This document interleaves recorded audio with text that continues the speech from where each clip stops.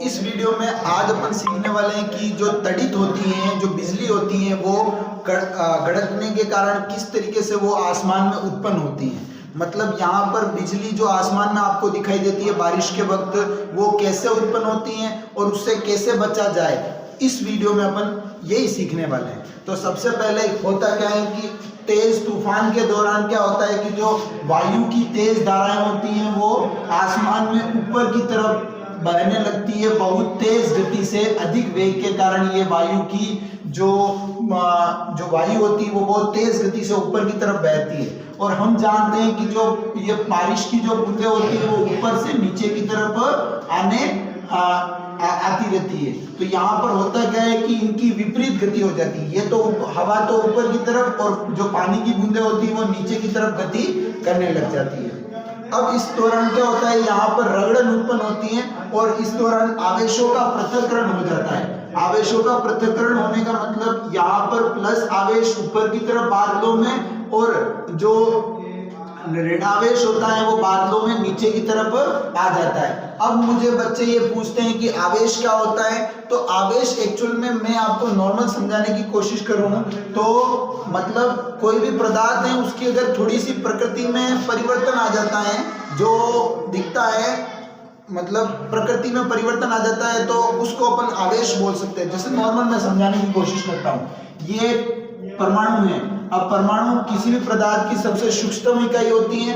उस परमाणु की अगर मैं बात करूं तो जो परमाणु होता है उसके अंदर जो सबसे सेंटर वाला जो पॉइंट होता है उसको अपन नाभिक बोलते हैं। और नाभिक में प्रोटॉन और न्यूट्रॉन होते हैं और इसके बाहर की तरफ अलग अलग कक्षाएं होती है और वहां पर जो इलेक्ट्रॉन होते हैं वो चक्कर लगाते हैं। अलग अलग कक्षाएं होती हैं, उनके नाम होते हैं। तो जो इलेक्ट्रॉन होते हैं उन पर ऋणावेश होता है, मतलब माइनस चार्ज होता है, और जो प्रोटॉन होते हैं उन पर प्लस चार्ज होता है। आई बात समझ में? तो ये एक कण है, इलेक्ट्रॉन का खुद का द्रव्यमान होता है और प्रोटॉन का खुद का द्रव्यमान होता है। आई बात समझ में? न्यूट्रॉन पर किसी भी तरह का आवेश नहीं होता है।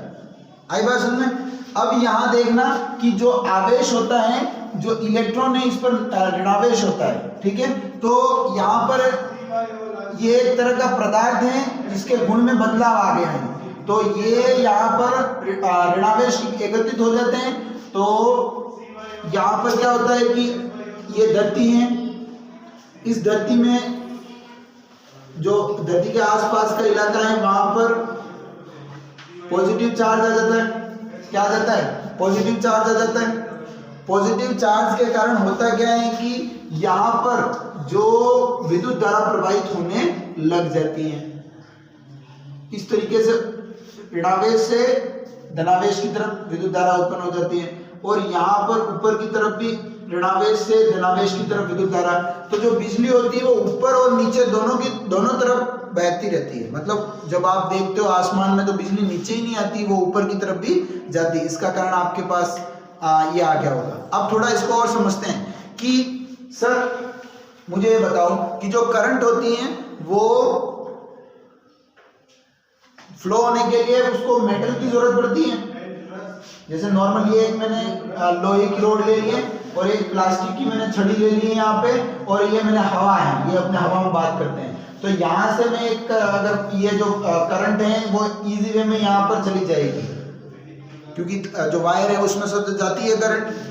प्लास्टिक को आर पार नहीं कर सकती क्योंकि यहाँ पर फ्री इलेक्ट्रॉन होते हैं। जो इलेक्ट्रॉन होते हैं वो मुक्त इलेक्ट्रॉन होते हैं। उसके जैसे ही यहाँ पर अपन बैटरी या कोई भी चीज लगाते हैं तो यहाँ पर विद्युत विभव उत्पन्न हो जाता है और यहाँ पर विद्युत विभव के कारण एक विभवांतर उत्पन्न होता है और विभवांतर के कारण उच्च विभव से निम्न विभव की तरफ धारा बहती है, विद्युत धारा बहती है, मतलब करंट फ्लो होती है।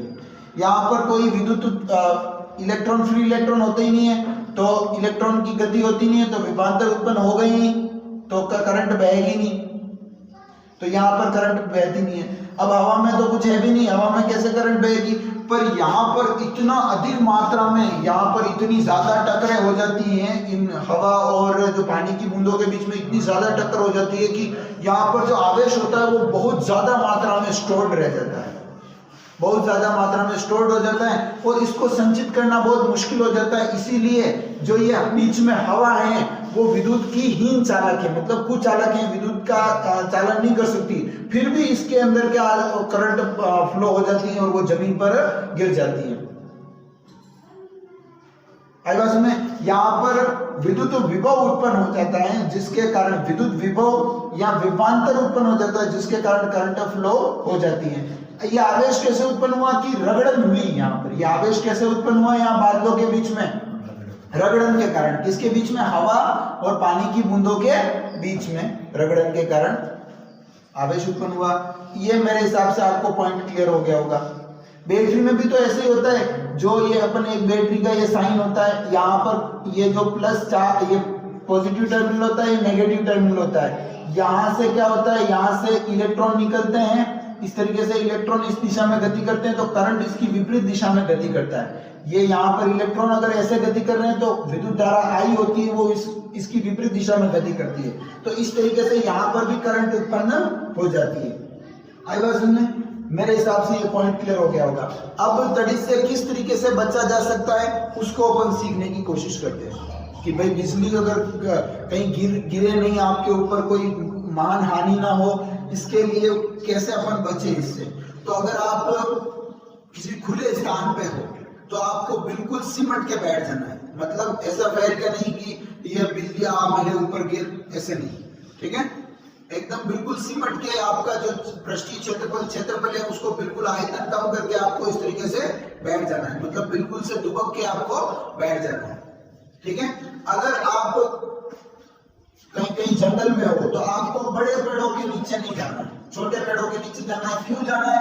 क्योंकि अगर कंपैरिजन करें, यहाँ पर ये बड़ा पेड़ है और ये छोटा पेड़ है, तो बिजली अगर यहाँ पर गिरेगी तो सबसे पहले बड़े पेड़ पर गिरेगी, तो यहाँ पर आपको नुकसान ज्यादा हो सकता है बड़े पेड़ के नीचे। छोटे पेड़ के नीचे आपको नुकसान होने के चांसेस कम है। आई बात सुनने? और बिजली की आवाज सुनते ही अगर आप अपने घर के आसपास हो तो घर के अंदर तुरंत आपको चला जाना चाहिए, क्योंकि वो आपके लिए सेफ प्लेस है। क्यों? क्योंकि जो बंद जगहें होती हैं वहां पर विद्युत धारा प्रवाहित नहीं होती। इसको बड़ी क्लास में तुम पढ़ोगे। यहाँ पर करंट अंदर नहीं आ सकती। कोई जगह चारों तरफ से पैक है तो उसके अंदर करंट फ्लो नहीं हो सकती, ठीक है। अब ये मेरे हिसाब से आपको पॉइंट क्लियर हो गया होगा। अब अगर आप गाड़ी में हो तो गाड़ी के खिड़की दरवाजा आपको बंद कर देने चाहिए। बाइक पर आपको ट्रेवल नहीं करना चाहिए, खुली गाड़ी पे ट्रेवल नहीं करना चाहिए, किसी सेफ जगह पे जाके रुक जाना चाहिए। ये तो मेरे हिसाब से पॉइंट क्लियर हो गया होगा, ठीक है। अगर आप घर के अंदर हो और आप अगर जो आपके घर में टीवी या प्लग, कंप्यूटर के प्लग लगे हुए हैं, उनको आपको बिजली जब ज्यादा मात्रा में अगर गिर रही है या आसपास में ज्यादा आवाजें आ रही है, जो धड़कने की, मतलब गड़गड़ी की आवाजें आ रही है, तो आपको जो प्लग होते हैं उनको बाहर निकाल देना चाहिए। क्योंकि अगर पड़ोस के किसी जो खंभा होता है उस पर अगर गिर जाएगी तो वो सीधे आपके जो इंस्ट्रूमेंट होंगे उनको डैमेज नहीं होगा, क्योंकि करंट आके चली जाएगी। लाइट हो रही है तो चल इसी वे में चल जाएगी, तो इनसे कम हानि होगी। आई बात सुनना? अगर आप घर में टेलीफोन, जो तार वाला फोन होता है, उसका यूज कर रहे हो तो उसको उस समय यूज नहीं करना चाहिए, क्योंकि वो भी किसी खंभे से कनेक्ट होता है, तो खंभे पर बिजली गिरेगी तो वो सीधा आपको हानि हो सकती है। आप अगर सेल फोन, जो बिना तार वाले फोन है, वो आप किसी वे में यूज कर सकते हो, क्योंकि उस पर बिजली नहीं गिरेगी। अगर आपको उस दौरान किसी ऐसे आदमी को फोन नहीं करना है जिस आदमी के घर पर टेलीफोन है, मतलब तार वाला फोन है, तो उस पर बिजली गिरने के चांसेस हैं। इस तरीके से आप अपने घरों पर जो तड़ित चालक यंत्र होता है वो भी आप इस तरीके से लगा सकते हो। ऊपर ये बहुत सारे बिल्डिंग्स होती हैं, उसके ऊपर क्या होता है, एक बड़ा सा एक तांबे का तार लगाया जाता है, और उसकी जो रोड होती है उसको जमीन में नीचे की तरफ बहुत ज्यादा मात्रा में इसको प्लेट के साथ में घुसाया जाता है। तो बिजली गिरती है तो सीधी यहाँ पर गिरती है, तो उसके कारण सीधी जमीन पर चली जाती है। तो बाकी चीजों का नुकसान नहीं होता है।